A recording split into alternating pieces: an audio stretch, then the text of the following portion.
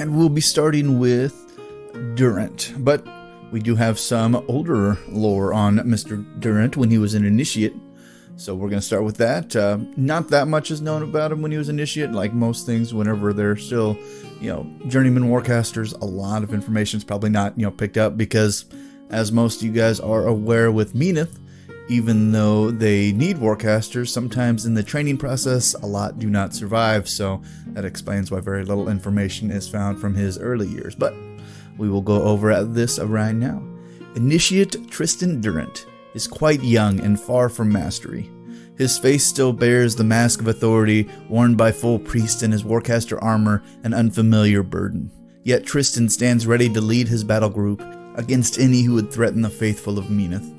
He is gifted with the ability to see beyond the physical and intends to relentlessly pursue those deemed heretics and blasphemers.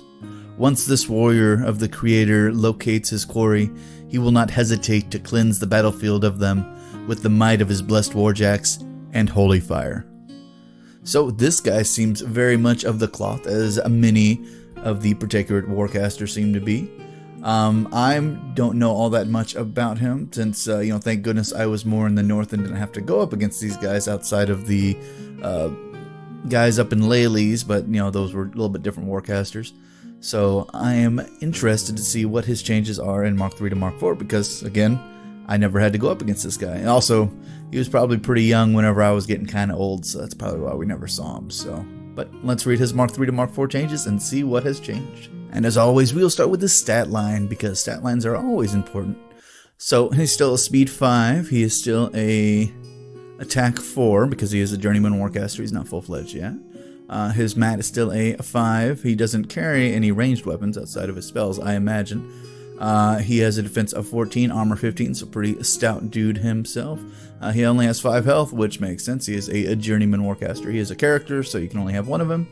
And he does follow all the standard journeyman rules with that. He still has battle group controller, focus manipulation, power field, and spellcaster. He has to have at least one warjack with him on the field. And he cannot lead an entire force by himself because he is not fully trained because he's a journeyman warcaster.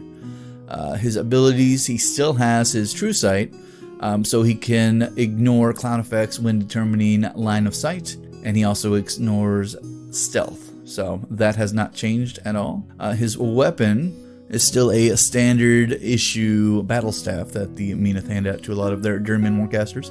If they survive or not, I imagine they just hand those off to the next one, but his weapon is still a mat 5, range 2, so he does have reach for everybody that played anything earlier than Mark 4. And he still has a power 11, and it is a magical blessed weapon, and for everybody that does not know, blessed removes any defense and armor buffs granted to the model being hit by a spell. So that is always very useful because there are a lot of people with spells that increase armor and defense. And the nice thing about the Protectorate is they have a lot of spells they have a lot of weapons that are blessed that get over that, which makes sense since a lot of heretics like to try to protect themselves with unsanctified magics, as you're well aware. But his spells still include Fortify, so he can give his guys armor. That's the same that he had the original one. So target model in the spellcaster's battle group gains a +2 armor, and that model and any friendly models base to base with it cannot be knocked down, pushed, or moved by a slam. So it sets them firm, sets them in place, and it's upkeepable. So yeah, you guys are a lot harder to damage if they're with him, and they can't be moved, so he can hide behind them and not have to worry about getting crushed by them. And then his second spell is Immolation, because every Protectorate of Menoth warcaster requires some sort of way to cast fire, because that's what they like to do. Immolation causes fire damage on a critical hit. The model hit suffers continuous fire, so that's fun. It is a cost 2, range 8, pound 12, and yes, of course, it is offensive, because why would you be shooting your own guys with fire? Unless, of course, they like fire. Like, I believe there are some wolds in the Circle of Oberos that like being caught on fire, and I believe we went over them in a previous course. So you can check that out if you are interested in seeing guys that like being on fire.